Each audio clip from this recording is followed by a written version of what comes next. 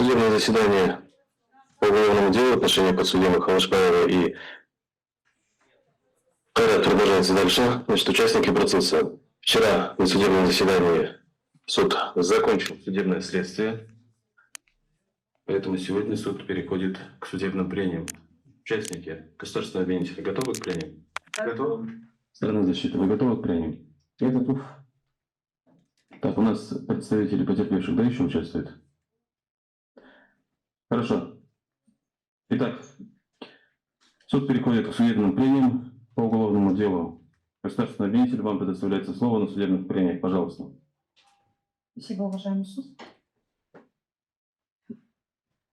Уважаемый суд, я приветствую всех участников сегодняшнего заседания и благодарю за предоставленную возможность высказаться.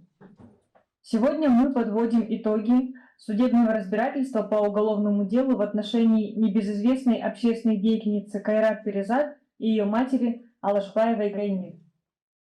Готовясь к сегодняшнему заседанию, меня посетила идея назвать эту речь «Маска добродетели». Начать ее я хотела бы со слов благодарности казахстанскому народу, народу великой щедрости и совести. С древнейших времен мы жили по принципу «Жетім көрсең, жебей жүр», увидел сироту – защити. В нашей культуре настоящая сила в милосердии, поэтому даже последний кусок хлеба любой казахстанец, не задумываясь, отдаст тому, кому нужнее. Мы всегда поднимались вместе. После голода, после пожаров, наводнений, горя. Весь аул, вся страна собирались, чтобы спасти и поддержать. У нас нет равнодушия, у нас есть большое сердце. Именно на этой древней щедрости держится современное казахстанское общество. Мы доверяем тем, кто просит не для себя, а для других. Мы жертвуем, потому что верим, что это спасет чью-то жизнь. И потому больнее всего, когда это доверие обманывают. Перед нами сегодня не просто рядовое дело о мошенничестве. Здесь предательство святых понятий – аманат, адалдык, кайрымдылык. Кайрат Перизат обещала помочь больным детям, жертвам паводков, жителям Палестины и имела для этого все возможности и поддержку народа. Но она превратила благие намерения в личную выгоду. Это дело определенно создаст прецедент. Теперь каждый, кто захочет прикрыться словом благотворительность ради собственной выгоды, должен знать. Народ больше не молчит, государство не закрывает глаза, а доверие не безгранично. Между истинным милосердием и торговлей чужим горем должна быть ярко выраженная, очерченная граница. Мы говорим громко: садака – это не инструмент для карьеры. И если кто-то попытается снова надеть маску добродетели, чтобы нажиться на сердобольности казахского народа, он встретит не аплодисменты, а суд. Пусть этот процесс станет уроком, пусть он станет сигналом для всех. Доверие народа не кошелек и не бренд, это аманат. А тот, кто предает аманат, навсегда будет выведен в свет. История нашей страны знает настоящих меценатов, тех, кто помогает молча и без камер. Истинная помощь – это то, что делали наши великие предки. Абай, Абырай, Алжан Анам. Они не искали лайков, они не вели прямых эфиров, не продавали чужую беду. Они отдавали свое и не собирали чужого. И теперь, глядя на таких, как Перизат Кайрат, мы должны спросить, она продолжает их дело или топчет его? Что же касается наших обстоятельств нашего дела? Переходя к событиям преступлений, кратко скажу, что с 21 по 24 годы под прикрытием фонда «Безбергемыс Казахстан-2030» Кайрат Перизат совместно со своей матерью Алашбаевой Гайни собрала и присвоила порядка 3,5 миллиардов тенге, включая организацию благотворительных мероприятий, помощь пострадавшим от паводков и сотни миллионов на Палестину. Собранные средства в большинстве своем были направлены на роскошный образ жизни, элитные автомобили, квартиры, дома, дорогие вещи, обувь и аксессуары, отдых в 5-звездочных отелях.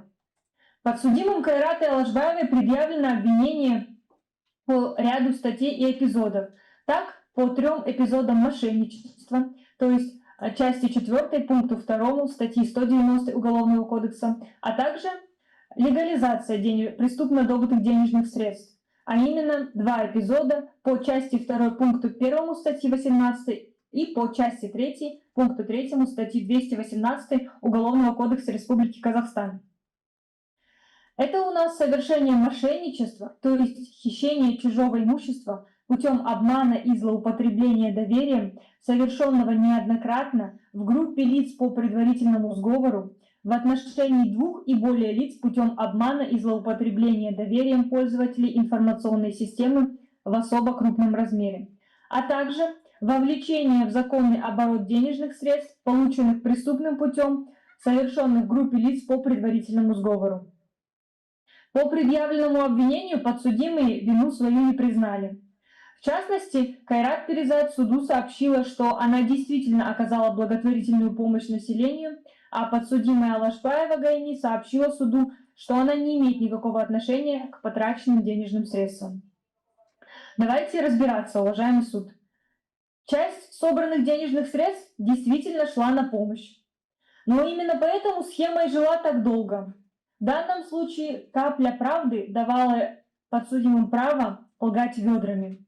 Эти показательные переводы, фото и видеоотчеты в социальных сетях, они не были благотворительностью. Это была наживка, расходы на рекламу собственной лжи. Для реализации преступного замысла по обогащению за счет доверия неравнодушных граждан подсудимой Кайрат был разработан преступный план.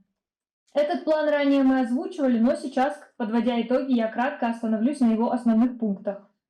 В частности, план включал в себя юридическую регистрацию общественного объединения с использованием ставшего популярным среди населения лозунга «Безбергемес», поиск лиц, нуждающихся в социальной поддержке и материальной помощи, привлечение под видом благотворительности денежных средств от неравнодушных граждан путем организации различных мероприятий и аукционов, распространение в социальных сетях призывов к сбору средств для оказания гуманитарной и материальной помощи пострадавшим от чрезвычайных происшествий, стихийных бедствий, войн и катастроф лиц.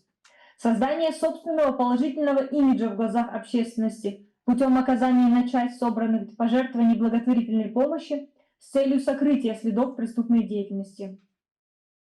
И как завершение хищения и отмывания собранных в качестве благотворительной помощи денежных средств.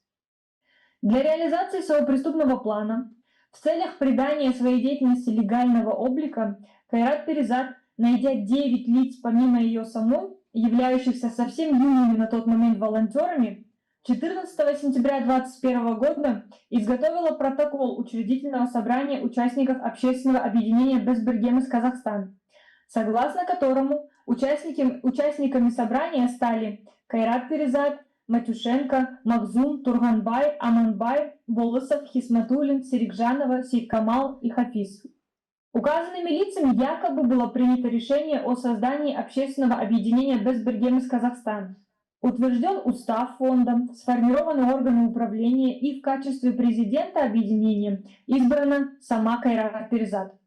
Осознавая, что законное создание общественного объединения станет препятствием для единоличного принятия решений по вопросам его деятельности и распоряжения собранными денежными средствами, Кайрат Перизат 14 сентября 2021 года подделала подписи в протоколе учредительного собрания за Матюшенко и Серикжанову, указав их как председателя и секретаря собрания соответственно, а также подписи Матюшенко, Серикжановой, Магзум, Турганбай, Аманбай, Болысова, Хисматуллина, Сейдкамал и Хафиз в листе ознакомления, приложенного к протоколу.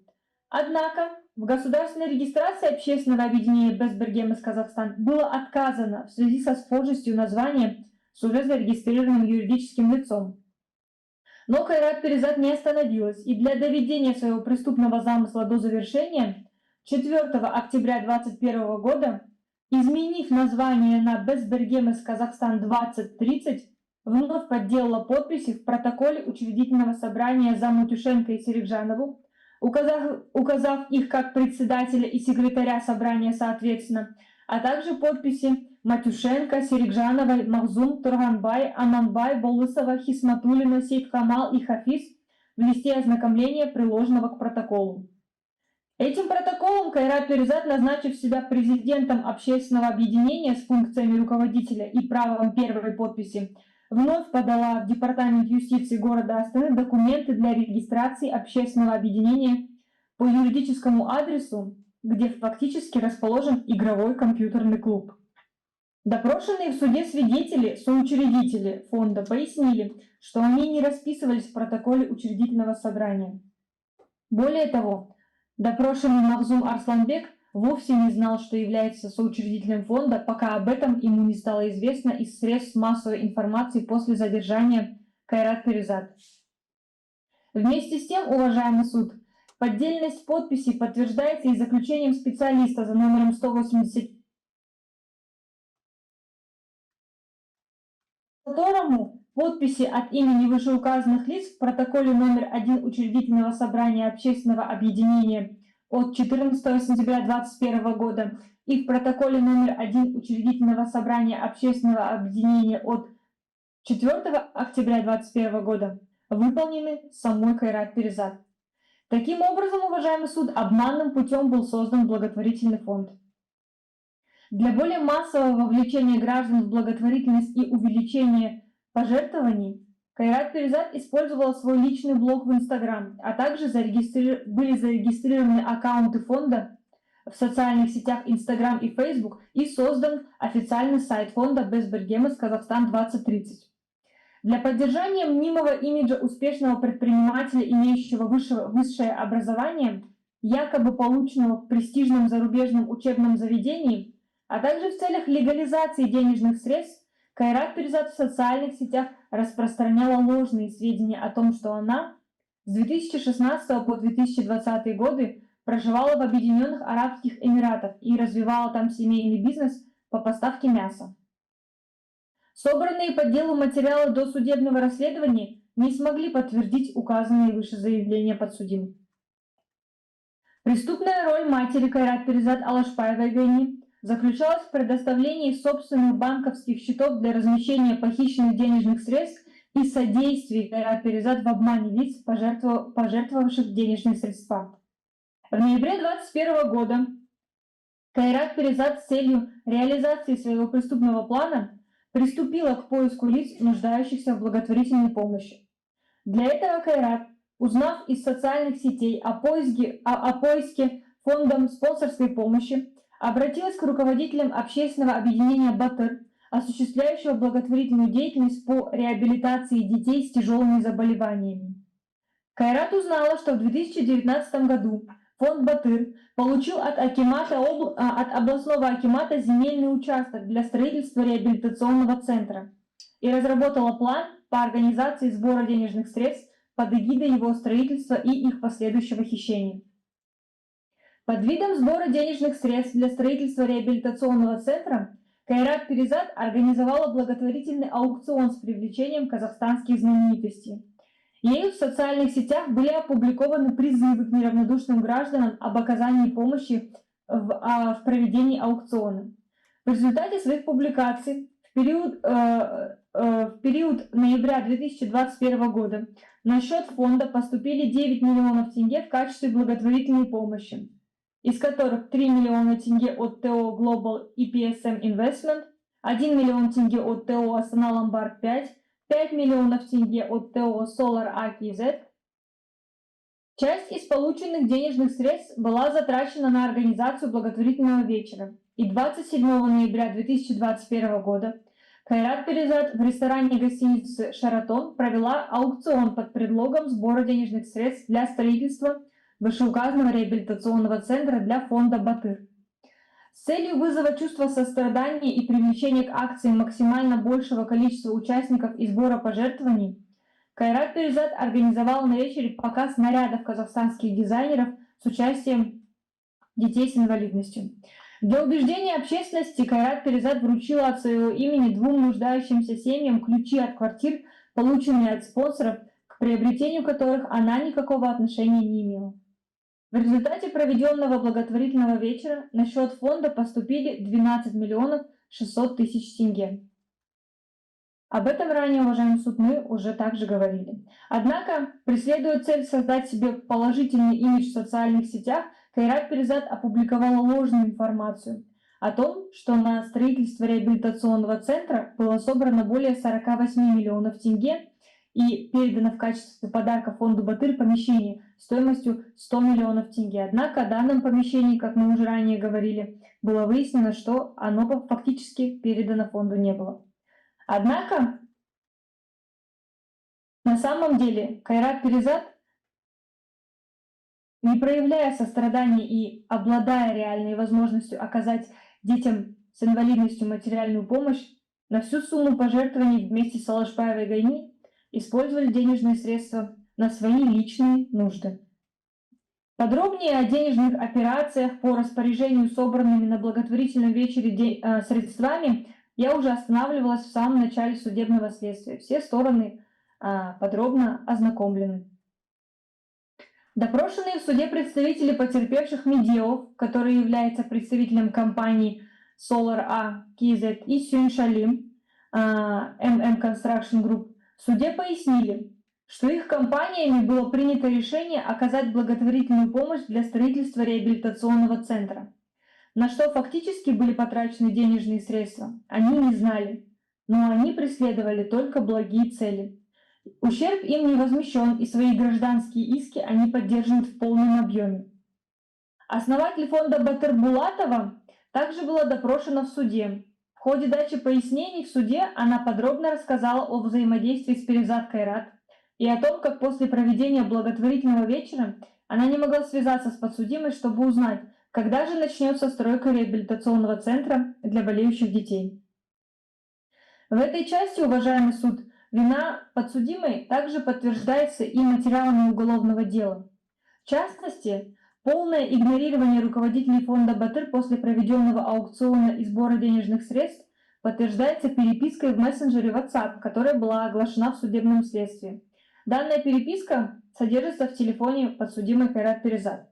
Так, согласно указанному взаимодействию в мессенджере WhatsApp, 5, 12, 18, 24, 26, 27, 28 апреля 2022 года, то есть по прошествии ряда месяцев с даты проведения аукциона, Рахметова и Булатова неоднократно обращались к Кайрат Перизат о необходимости начать строительство реабилитационного центра. Однако Кайрат Перизат, осознавая, что хищение средств, собранных на благотворительность, усугубляет здоровье детей-инвалидов, не ответила ни на одно сообщение, и помощь ею оказана также не была. Согласно показаниям свидетеля Иминова, 13 мая 2022 года между АО «Социально-предпринимательская корпорация Астана» и фондом был заключен договор аренды нежилого помещения по адресу город Астана, улица Бакихана, дом 25, нежилое помещение 22 сроком на 5 лет, целевым использованием для реабилитационного центра. 18 ноября 2024 года при выезде на место нахождения указанного помещения было установлено, что ремонт в помещении был выполнен, однако помещение не функционировало.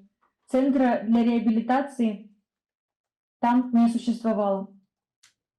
Однако подсудимая Кайрат Перизат умело преподносила в социальных сетях информацию, не соответствующую действительности, чем призывала людей все больше спонсировать ее роскошную жизнь. 6 апреля на сайте общественного объединения Кайрат Перизат был опубликован пост, содержащий фотографию Кайрат Перизат, находящуюся в нежилом помещении, где в нижней части была подпись поста со следующим текстом: «200 квадратных метров счастья. Дай Аллах, скоро начну ремонт в новом жилом комплексе под реабилитационный центр для особенных детей. Мой счастливый день. Я очень горжусь собой». Здесь следует также принять во внимание, уважаемый суд, что согласно заключению судебно-психолого-филологической экспертизы за номером 125-2024 от 16 января 2025 года, в публикациях, опубликованных Кайрат Перизат на своей странице 01 ПК в социальной сети Instagram, имеются призывы, побудительные конструкции, психологические приемы, которые могут влиять на эмоциональное состояние зрителей или читателей с целью побуждения к принятию участия в сборе денежных средств. Присутствие негативной информации в силу разнородности аудитории читателей, зрителей, их различный культурный, общеобразовательный уровень, мировоззрение, житейский опыт может привести к тому, что анализируемый материал приобретает не только функциональный эффект информирования о деятельности фонда Безбергемес Казахстан 2030 и его реквизитах, последствиях военных действий в Палестине, голоде и гибели большого количества людей, а также последствия весенних паводков в Республике Казахстан, информирование о проделанной работе для оказания помощи, но также дисфункциональный эффект, приводящий к возникновению негативного критического отношения к Израилю, действиям по ликвидации паводков, а также формирование чувства жалости, оказать помощь и формирование доверительного отношения к деятельности автора публикации и фонда Безбергемес Казахстан 2030 Кайрат Перизат и Алашбаева решили не останавливаться на достигнутом и продолжить свою преступную деятельность.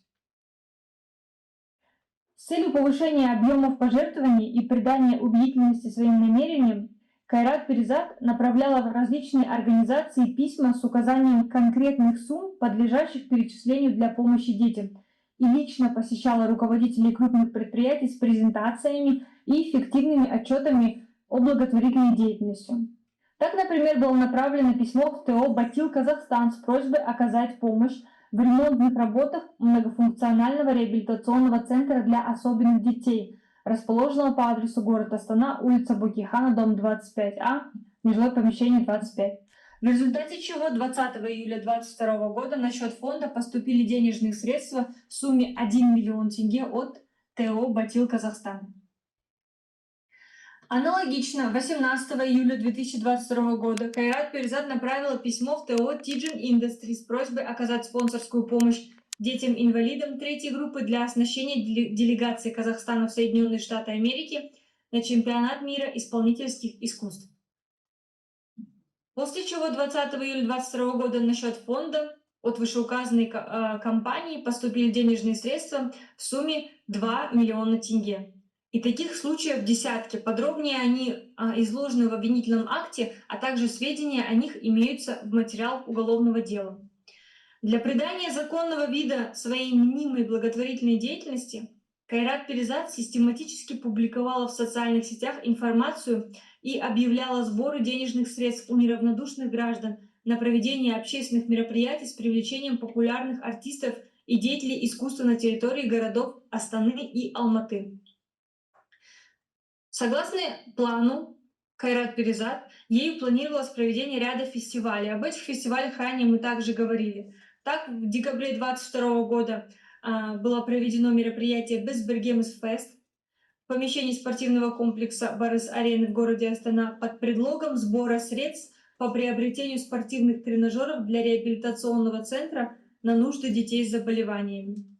Кроме того, планировалось также еще ряд мероприятий, а именно летом 2023 года мероприятие Central Asia Fest на гольф-клубе в Астане и осенью 2023 года мероприятие Алматы-Ыны в городе Алматы.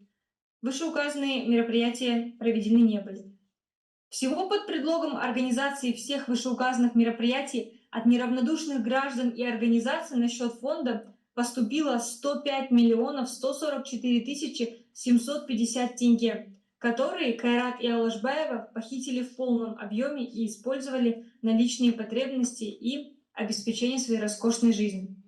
В результате преступных действий Кайрат и Алашбаевой за период с 17 ноября 2021 года до 13 октября 2023 года путем обмана неравнодушных граждан и юридических лиц похищенные денежные средства в особо крупном размере на сумму 126 миллионов 744 тысячи 750 тенге, которые подсудимыми были использованы на свои личные нужды. Таким образом, по первому эпизоду действия подсудимых Кайрат и Алашбаевой квалифицированы по статье 190 части 4 пункту 2 Уголовного кодекса Республики Казахстан. На этом, уважаемый суд, обвинение по первому эпизоду окончено. Далее продолжит мой коллега свое выступление. Спасибо. Участники процесса, что касается эпизода по Палестине. Период с ноября 2023 по апрель 2024 года Кайрат и Алашбаева, находясь в предварительном сговоре, путем обмана и злоупотребления доверием совершили хищение денежных средств в особо крупном размере в сумме 559 миллионов 104 тысячи 831 тенге под предлогом оказания гуманитарной помощи жителям Палестины, а также легализовали денежные средства, полученные преступным путем, в сумме 23 миллионов тенге, и извлекли преступный доход в сумме 68 миллионов 806 тысяч 895 тенге путем приобретения цветочного салона To Rebel Flowers. По данному факту обвинения Кайрат вину не признала и сообщила суду, что денежные средства ею отвозились наличными на территорию Палестины, поскольку опасалась, что в случае перечисления денежных средств посредством банковского перевода это могло быть расценено как финансирование военного конфликта. Этим Кайрат пыталась объяснить свои многочисленные выезды за границу. Вместе с тем, уважаемый суд, эти поездки сопровождались дорогостоящими покупками в Объединенных Арабских Эмиратах. Алашпаева Гайни от дачи показаний по данному эпизоду вовсе отказалась. Доводы, на которые ссылается Кайрат, вовсе не логичны. Не подтверждены какими-либо объективными данными, суду не было сообщено, каким образом осуществлена передача денежных средств, кому передавали денежные средства, также неизвестно. Эти доводы опровергаются совокупностью доводов по делу доказательств. Допрошенный в суде потерпевший Садых показал, что в начале ноября 2023 года с ним связалась Кайрат и под предлогом договора с посольством Палестины на благотворительную помощь убедила перевести денежные средства на счет общественного объединения «Безбергемс Казахстан 2030» в сумме 81 миллион 736 тысяч 993 тенге. После этого в ноябре 2023 года по приглашению Кайрат отправился с ней и за ее счет на границу сектора Газа через Объединенные Арабские Эмираты и Египет. Затраты по проживанию в пятизвездочном отеле в Объединенных Арабских Эмиратах по перелету и сопутствующим расходам Кайрат оплачивала сама. По приезду на границу Кайрат надела жилетку с логотипом иностранного фонда Emirates Red Crescent и записывала видеоролики, в которых преподносилось, якобы она принимает участие в гуманитарной помощи. При этом ни работников фонда «Безбергемс Казахстан 2030», ни логотипов на гуманитарной помощи она не видела. Кайрат показывала, что эта помощь оказывается за счет фонда «Безбергемс Казахстан 2030». Осмотром страницы Кайрат установлено, что публикация о гуманитарной катастрофе в Палестине сделана 1 ноября 2023 года. Только 31 января 2024 года опубликована фотография Кайрат, где она, находясь на территории Объединенных Арабских Эмиратов, приняла участие в фасовке продуктов питания, предназначенных для пострадавших жителей сектора Газа. Со 2 по 31 марта 2024 года Кайрат опубликовала 27 постов со своим фото о нахождении ее с гуманитарным грузом в секторе Газа, к которому, как оказалось, она никакого отношения не имела. Из показаний президента общественного фонда Асар Уме Нурмашева следует, что денежные средства на счет общественного объединения в размере 200 миллионов тенге перечислены на основании того, что Кайрат сообщила ему о заключенном ею с посольством Палестины меморандуме об оказании гуманитарной помощи. Указанные денежные средства перечислены в общественные объединения при условии того, что Кайрат предоставит отчет об их целевом использовании. В феврале 2024 года на основании писем общественного фонда Асар Уме о предоставлении отчета Кайрат направила отчет о результатах финансовой деятельности и 2 заявления в АО «Форте-Банк» о перечислении 200 и 198 600 долларов США в Государственный фонд Emirates Fund в Объединенные Арабские Эмираты города Абу-Даби. Однако в ходе досудебного расследования установлено, что впоследствии было подтверждено в главном судебном разбирательстве, фактическая сумма, перечисленная общественным объединением в Emirates Fund Объединенных Арабских Эмиратов для пострадавших жителей Палестины составила всего 200 долларов США. Фактически, в общественный фонд Асар Уме Кайрат предоставила фиктивные платежные поручения. Установлено, что подсудимая Кайрат Перизат на многочисленные просьбы Сада и Нурмашева не представляла отчеты по использованию денежных средств. Доказательством того, что Кайрат Перизат после совершения хищения денежных средств общественного фонда Асар Уме лично подделала платежные поручения на своем планшете на сумму 200 тысяч и 198 600 долларов США в Государственный фонд Emirates Fund. является переписка Кайрат с бухгалтером Мусиной от 22 января 2024 года, согласно которой Кайрат отправила Мусиной платежные поручения, которые, как впоследствии оказалось установлено об их поддельности. В этой части Кайрат вовсе отказалась суду от дачи показаний. В этот же период Кайрат осуществила приобретение автомобиля и недвижимости. Так, показаниями свидетеля Юхатовой установлено, что 11 декабря 2023 года в городе Алматы она продала Кайрат Перизат автомашину марки Mercedes-Benz EQE 500 Fomatic за 30 миллионов 30 тысяч тенге. Согласно показаниям свидетеля Ельжановой, в декабре 2023 года она продала Кайрат по договору цессии квартиру в ЖК Сенсата Плаза по адресу город Астана, проспект Тавиш-Сыздык, дом 56, дробь 2, за 86 миллионов тенге путем безналичного расчета. Свидетель Троицкая показала, что в декабре 2023 года она договорилась с Алашбаевой о продаже ТО Rebel Flowers за 23 миллиона тенге. 10 января 2024 года заключен договор купли-продажи с Кайрат Перизат, в котором по просьбе Алашбаевой и Кайрат указана цена в 2 миллиона тенге. Денежные средства были переданы наличными в сумме 21 миллиона тенге и 2 миллионов тенге переводом. Кроме того, в переписке Кайрат Перизат с Мусиной от 22 января 2024 года Кайрат делится своими планами приобретения Алашбаевой за 20 миллионов тенге действующего цветочного бизнеса ТО Rebel Flowers и завлекла Мусину с предложением вести бухгалтерский учет в приобретенном ТО. Материалами дела достоверно установлено, что после приобретения цветочного салона руководство по его деятельности осуществлялось Алашбаевой.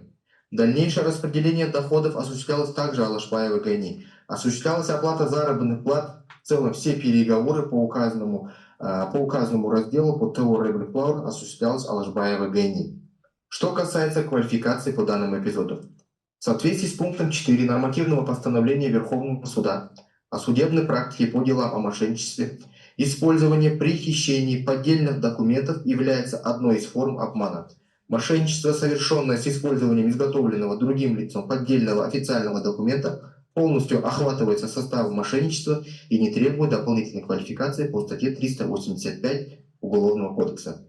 Тем самым подделка со стороны Кайрат Перизат платежных поручений полностью охватывается составом уголовного правонарушения, предусмотренного статьей 190 части 4 пунктом 2 Уголовного кодекса. Таким образом, обвинение считает, что вина по предъявленному обвинению по данному эпизоду доказана в полном объеме.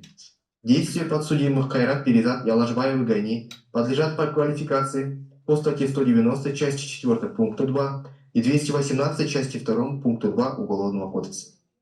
Эпизод по паводкам. Кайрат Перизат и Алашбаева Гайни в группе лиц по предварительному сговору с апреля по ноябрь 2024 года под предлогом помощи населению, пострадавшему от самых крупных паводков Казахстана, похитили 2 миллиарда 860 миллионов 47 тысяч 826 тенге и легализовали преступные деньги в размере 1 миллиард 36 миллионов 994 тысячи 900 тенге через фиктивные сделки по поставке товаров. По указанному эпизоду Кайрат Перизат вину категорически не признала и показала, что путем перечисления денежных средств со счета общественного объединения Безбергемес Казахстан 2030 на счета индивидуальных предпринимателей перечислялись денежные средства для последующего обналичивания и оплаты за товары и услуги в наличной форме. Считает, что денежные средства в полном объеме достигли своей цели. Подсудимая Алашбаева Гайни от дачи показаний суду отказалась. Однако доводы Кайрат Перизат не имеют под собой объективного подтверждения и опровергаются следующими материалами уголовного дела. Допрошенные по данному эпизоду потерпевшие, а также их представители поддержали свои показания, данные ими в ходе досудебного расследования, и подтвердили обстоятельства перечисления денежных средств на счет общественного объединения Безбергемес Казахстан 2030. Анализ социальных сетей Кайрат Перизат свидетельствует, что в период паводка она систематически публиковала фото и видеоматериалы, создающие видимость ее активного участия в ликвидации последствий стихийного бедствия.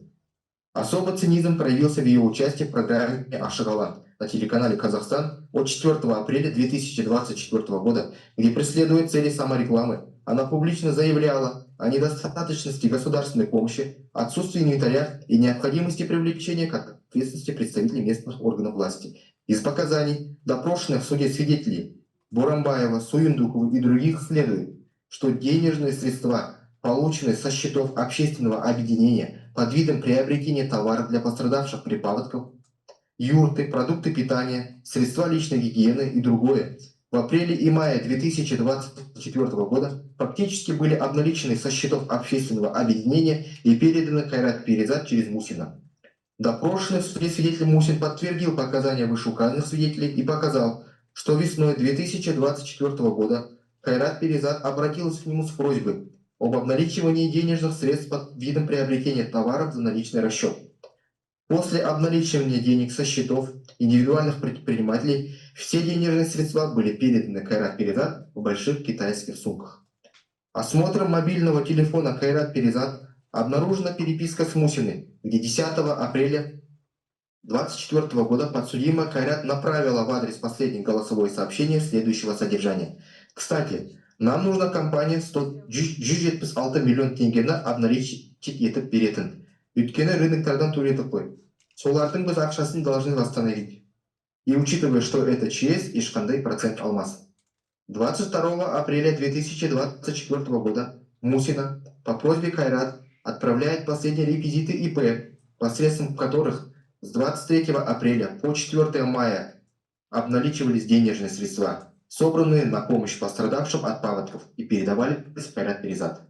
Кроме того, в телефоне Кайрат Перизат обнаружена переписка с работником Каспийбанка, от которой фактически путем шантажа требовала немедленной разблокировки счетов ИП Градуэн и ИП Айса, которые являлись полностью бездействующими, в связи с чем банком принято решение о блокировке данных счетов. Одновременно с большим потоком денежных средств, поступающих на счета общественного объединения Безбергемас Казахстан 2030, от неравнодушных граждан нашей страны, Кайрат Перизат в течение 2 месяцев активно приобретает дорогостоящие автомобили и элитную недвижимость в городе Астане. 1 июня 2024 года Кайрат Перизат приобрела квартиру в ЖК Кокжайлау 3 по адресу город Астана, улица Казбек и дом 7А, квартира 59.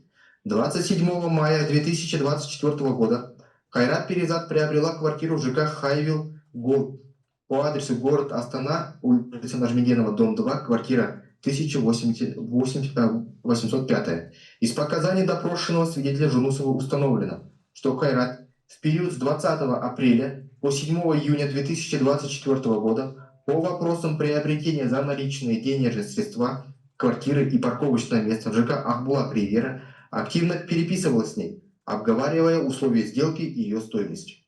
Из оглашенных в судебном заседании показаний свидетеля Жанадилова следует, что в начале июня 2024 года Кайрат обратилась в автоцентр North Star of Kazakhstan для покупки автомашины марки Mercedes-Benz S450. Автомашина была доставлена из города Алматы.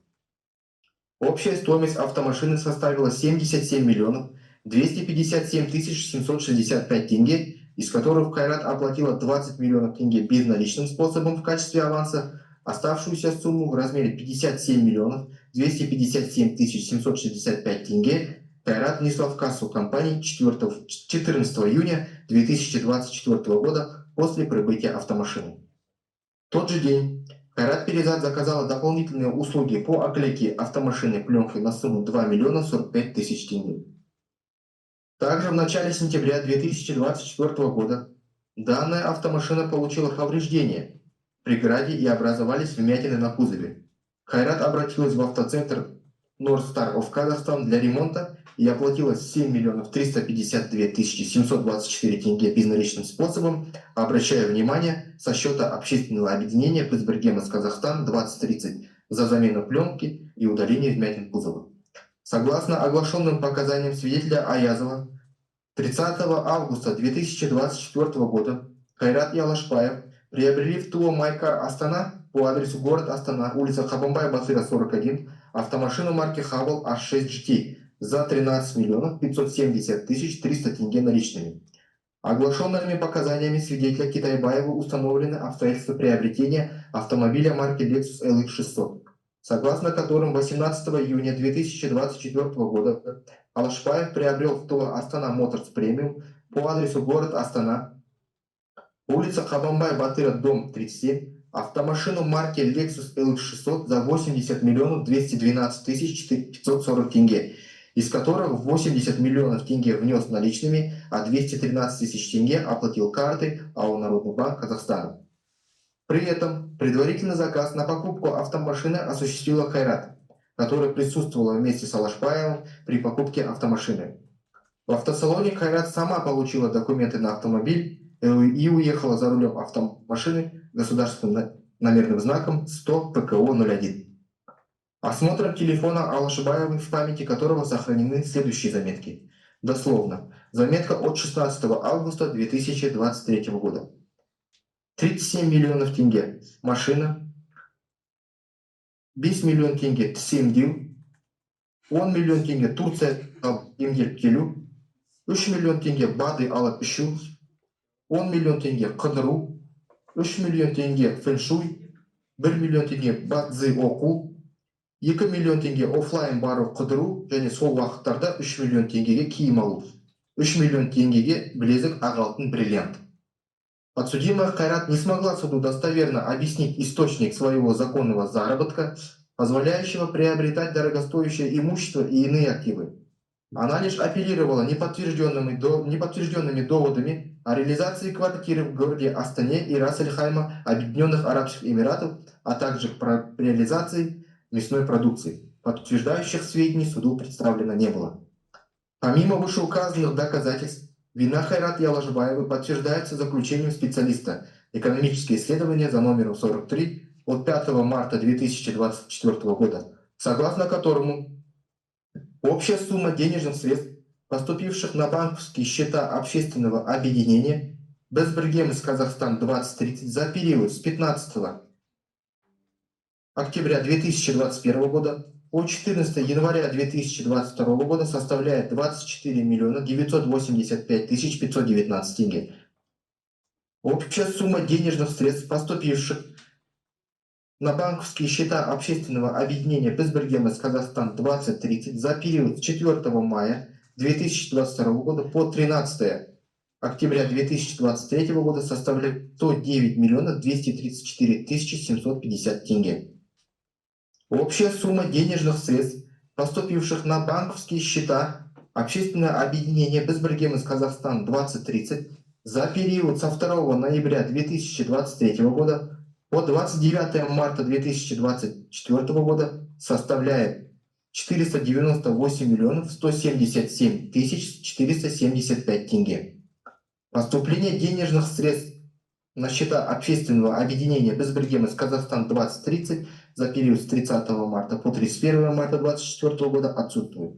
Общая сумма денежных средств, поступивших на банковские счета общественного объединения Безбергемес Казахстан 2030 за период с 1 апреля 2024 года по 15 ноября 2024 года составляет 1 миллион долларов США и 2 миллиона 384 тысячи 991 тенге.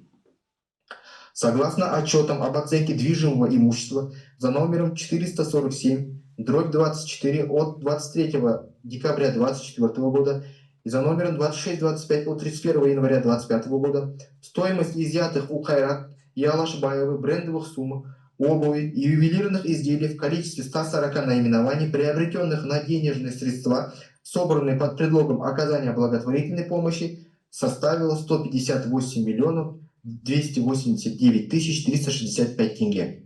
Здесь считаем уместным остановиться на доводах подсудимой Алашбаевой. Несмотря на то, что она отказалась от дачи показаний, ее позиция ясна как божий день. Она ни в чем не виновата, к деятельности своей дочери Хайрат Перизат никакого отношения не имеет. Вместе с тем в телефоне Хайрат Перизат обнаружена видеозапись, где запечатлены кадры с чемоданом, набитым наличностью из 20-тысячных купюр, и с комментариями: «Ну что сказать, самый хороший год, Аллаха шукр, өз таза еңбегіміз мамамыз екеуміздің». Уважаемый суд, полагаю, что вина подсудимых Алашбаевой и Хайрат Перизат по предъявленному обвинению в части паводков доказана в полном объеме. Несмотря на их доводы, собранными материалами дела и эта вина доказана в полном объеме. В этой связи их действия подлежат квалификации по статье 190, часть 4, пунктом 2, а также 218, части 3, пунктом 3 Уголовного кодекса. Теперь, что касается окончательной квалификации деяний подсудимых и назначения уголовного наказания. Как известно, Хайрат и Алашбаева обвинены в совершении 3 эпизодов мошенничества по статье 190, часть 4, пунктом 2, статьей 218, части 2, пунктом 1 и 218, части 3, пунктом 3 Уголовного кодекса. Согласно пункту 3 нормативного постановления Верховного суда о квалификации неоднократности и совокупности уголовных правонарушений при совершении нескольких уголовных правонарушений, предусмотренных различными частями одной и той же статьи УК, предусматривающими разные квалифицирующие признаки, и эти деяния в целом подлежат квалификации лишь по той части статьи, которая устанавливает более строгое наказание и охватывает квалифицирующие признаки. В таких случаях квалифицирующие признаки уголовного правонарушения, установленные в отношении деяний, указанных в иных частях данной статьи Уголовного закона, подлежат вменению и должны быть указаны в приговоре. В этой связи действия Хайрат Перизат и Алашбаевы подлежат квалификации по статье 190, части 4, пунктом 2 и 218, частью 3, пунктом 3 Уголовного кодекса. В соответствии со статьей 52 Уголовного кодекса лицу, признанному виновным в совершении уголовного правонарушения, назначается справедливое наказание в пределах, установленных соответствующей статьей особенной части настоящего кодекса и с учетом положений общей части настоящего кодекса. Лицу, совершившему уголовное правонарушение, должно быть назначено наказание, необходимое и достаточное для его исправления и предупреждения новых уголовных правонарушений.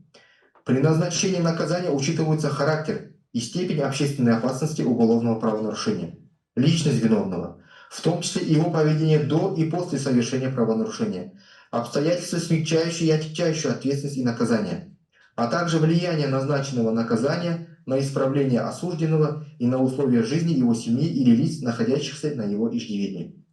В ходе судебного следствия установлено, что подсудимые Кайрат Перизат и Алашбаева Гайни, действуя в группе лиц по предварительному сговору, совершили хищение денежных средств в особо крупном размере путем обмана и злоупотребления доверием в сумме 3 миллиарда 545 миллионов 897 тысяч 507 тенге, предназначенных для благотворительных целей и собранных посредством пожертвований от неравнодушных граждан нашей страны.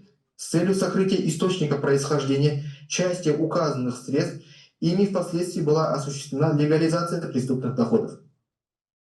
Учитывая опасный характер совершенных преступлений, государственные обвинители считают необходимым назначить подсудимым наказание в виде реального лишения свободы по следующим основаниям. Хищение, совершенное в таких масштабах и при таких обстоятельствах, представляет собой грубое посягательство на общественные интересы и моральные устои. Ущерб причинен не только материальный, нарушено доверие граждан к институтам помощи и благотворительности, подорвана вера в справедливость и безопасность общественных процессов. Преступление совершено по предварительному сговору с распределением ролей. В отношении добровольных пожертвований, направленных на поддержку нуждающихся, с последующими действиями, направленными на легализацию преступных доходов, что свидетельствует о высокой степени продуманности, организованности и дерзости. Личность подсудимых. В ходе главного судебного разбирательства, как и в досудебном расследовании, подсудимые вину по предъявленным обвинениям не признали, в содеянном не раскаялись, не приняли действенных мер по возмещению причиненного ущерба. Они своим поведением в ходе следствия и суда демонстрируют отсутствие стремления к исправлению. Имеющиеся сведения о личности Хайрат Алашбаевой указывают на устойчивую позицию, направленную на личное обогащение в ущерб общественным интересам. Недопустимость назначения более мягкого наказания. В данной ситуации применение иного, более мягкого вида наказания, чем лишение свободы, не отвечает требованиям законности и справедливости, поскольку не обеспечит исправление подсудимых вне условий изоляции от общества, не выполнит функцию предупреждения новых преступлений. Назначение реального лишения свободы является единственным видом наказания, способным восстановить социальную справедливость, обеспечить защиту общества от лиц, продемонстрировавших полное пренебрежение к закону и моральным устоям, продемонстрировать неизбежность и неотвратимость ответственности за преступления против общественных интересов. Пунктом 2 нормативного постановления Верховного суда о некоторых вопросах назначения уголовного наказания предусмотрено, что при определении степени общественной опасности совершенного уголовного правонарушения судом следует учитывать его тяжесть, предусмотренную статьей 11 УК, и совокупность обстоятельств, при которых оно было совершено. Это способ совершения, форма вины, мотивы и цели, стадия совершения деяния, степень общественной опасности, наступивших последствий и другое. Обману со стороны Кайрат Перизат были подвержены большое количество неравнодушных граждан страны. Начиная от работников коммунальных служб, учителей, учеников, завершая крупными компаниями и банками второго уровня. А Лажбаева Гани, реализуя единый преступный умысел, открыла на свое имя счета, с которых осуществлялась трата средств, предназначенных для благотворительности, а также зарегистрировала на себя часть имущества, приобретенной на средства, добытые преступным путем. Это и подчеркивает особый цинизм со стороны Кайрат Перизат и Алашбаевой Гани. А уголовная ответственность и наказание в действиях Кайрат Перизат и Алашбаевой Гани не установлено. Обстоятельством, отягчающим уголовную ответственность и наказание Кайрат и Алашбаевой, является совершение уголовного правонарушения в условиях чрезвычайного положения, чрезвычайной ситуации. Сведения об объявленных чрезвычайных ситуациях на территориях областей страны, подверженных паводкам, приобщены к материалам уголовного дела. С учетом характера и общественной опасности совершенных уголовных правонарушений, полагаем возможным назначить уголовное наказание согласно требованиям статьи 58 части 3 Уголовного кодекса по совокупности уголовных правонарушений путем их частичного сложения. Нарушение уголовно-процессуального законодательства, влекущих признание добытых доказательств недопустимыми, установлено не было. Кроме того, государственное обвинение считает необходимым назначить дополнительное наказание в виде конфискации имущества. Имущество, указанное в обвинительном акте, приобретено после регистрации общественного объединения и поступления денежных средств на его счет. Объективных данных, подтверждающих законность приобретения этого имущества, стороной защиты не представлены. Согласно нормативному постановлению Верховного суда о некоторых вопросах назначения уголовного наказания, конфискация может быть обращена лишь на то имущество, которое находилось в собственности осужденного или третьих лиц, добытого преступным путем, либо приобретенного на средства, добытые преступным путем, а также на имущество, являющееся орудием или средством совершения уголовного правонарушения.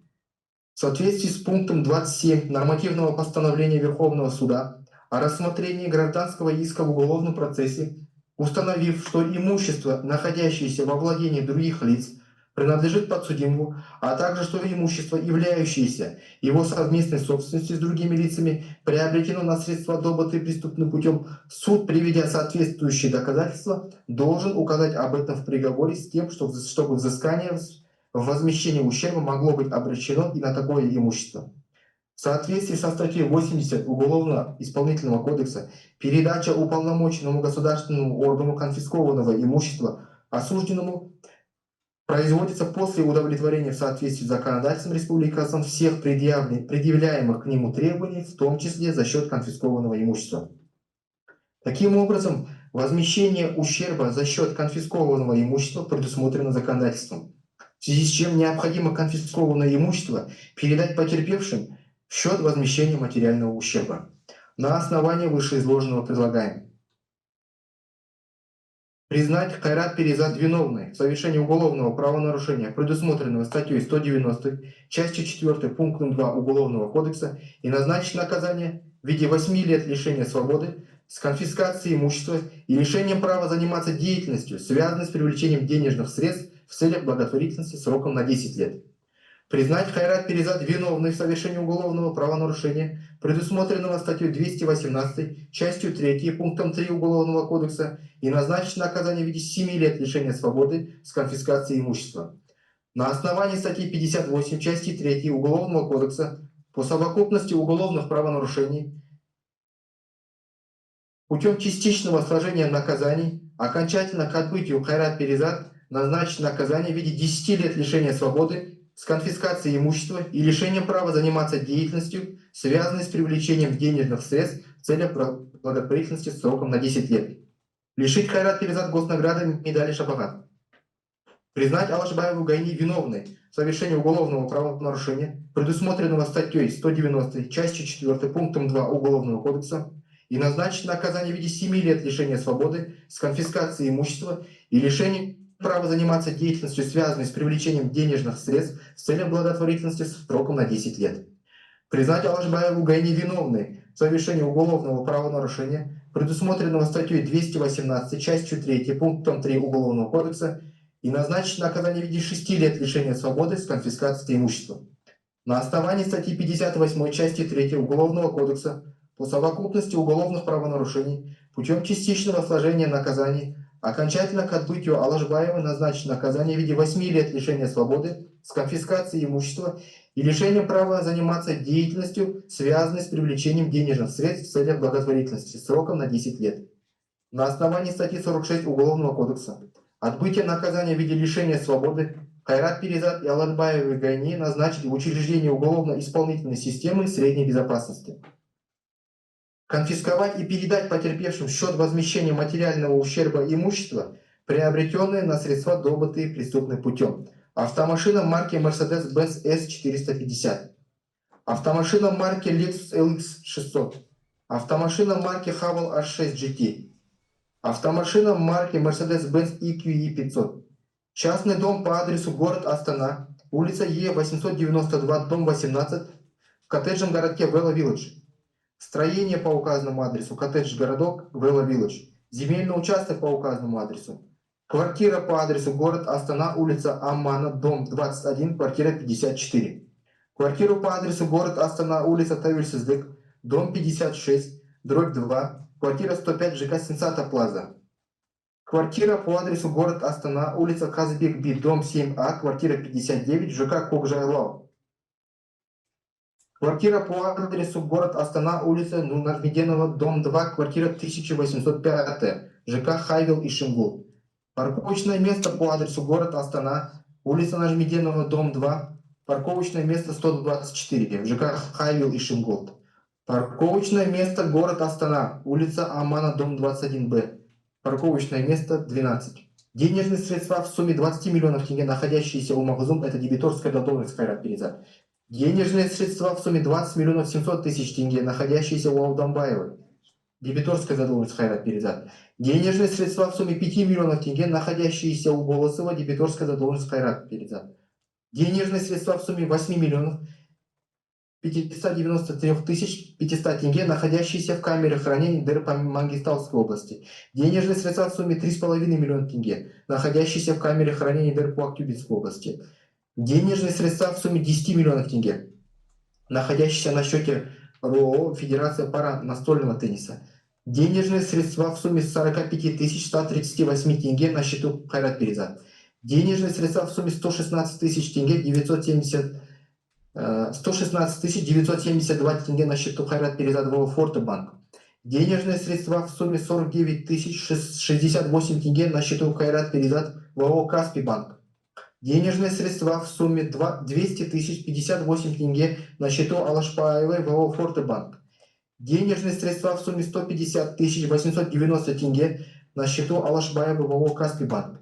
Денежные средства в сумме 31 415 тенге на счету Алашбаевой ВО Каспий банк. Денежные средства в сумме 20 миллионов 82 356 тенге на счету общественного объединения Безбергем из Казахстана ВО Банк Центр Кредит. Денежные средства в сумме 20 тысяч долларов США на счету ООО Безбергем из Казахстан 2030 ВО Форте-банк. Денежные средства в сумме 24 666 тенге на счету ООО Безбергем из Казахстан 2030 ВО Форте-банк. Денежные средства в сумме 1 миллиона тенге 1 миллиона 798 тысяч 988 тенге на счету ООО Безбергем из Казахстана ВО Форте-банк. Денежные средства в сумме 3 миллиона 492 тысячи 319 тенге на счету ТО Ребель Флауэрс ВО Каспий банк. Денежные средства в сумме 2 миллиона 303 тысячи 793 тенге на счету ТО Ребель Флауэрс ВО Банк Центр Кредит. Денежные средства в сумме 1 миллион 673 тысячи тенге, изъяты в ходе обыска по адресу город Астана, улица Аммана, дом 54, квартира 21. Денежные средства в сумме 6211 китайских юаней, изъяты в ходе обыска по адресу город Астана, улица Аммана, дом 54, квартира 21. Денежные средства в сумме $200 США изъяты в ходе обыска по адресу город Астана, улица Амана, дом 54, квартира 21. Денежные средства в сумме 195 дирхамов, изъятые в ходе обыска по вышеуказанному адресу.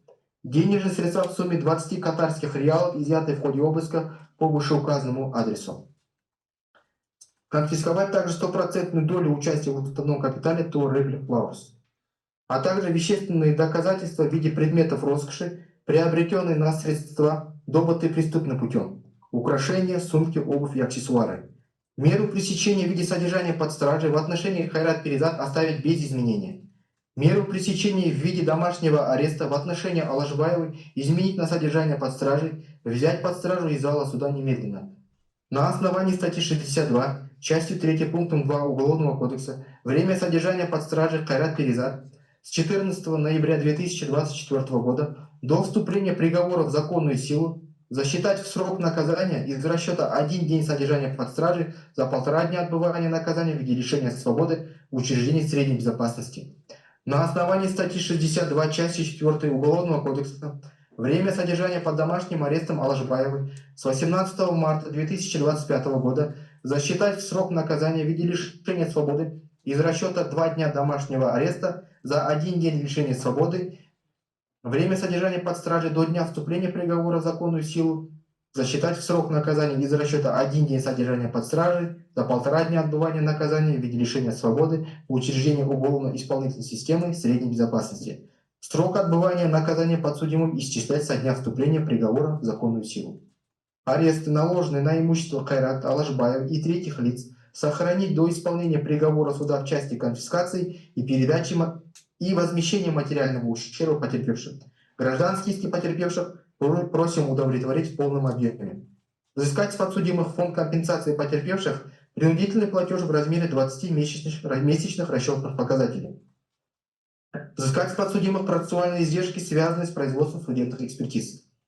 Судьбу вещественных доказательств просим разрешить в порядке статьи 118 УПК. Уважаемый суд, полагаем, что вынесение такого приговора будет законным и обоснованным решением по данному делу.